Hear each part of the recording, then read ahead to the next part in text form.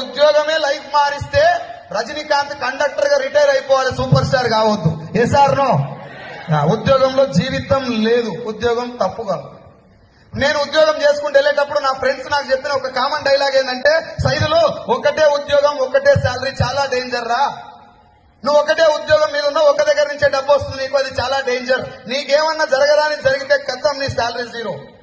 లేదు నీ company owner కి నీ మీద కోపం వచ్చి ఒక్క సంతకం పెడితే you will be on road. నీకే కోపం వచ్చి ఒక్కరోజు నీ భార్యతో కొట్టాలి పెట్టుకుని జాబ్ రిజైన్ చేస్తే you will be on road. ఏది ఏం జరిగినా నువ్వు రోడ్డు మీద పడతావు మచ్చా. ఒక పర్సన్ సంపాదించే ఒక పర్సన్ రోడ్డు మీద పడితే వారి కుటుంబం మొత్తం రోడ్డు మీద పడ్డట్టే, అవునా కదా? ఇది నా ఫ్రెండ్స్ నాకు అప్పుడు చెప్పేది, జర్ర మధ్యలో మధ్య సప్పట్లు కొట్టు కనిపి. సో అప్పుడు చెప్తే నాకు అర్థం కాలేదు.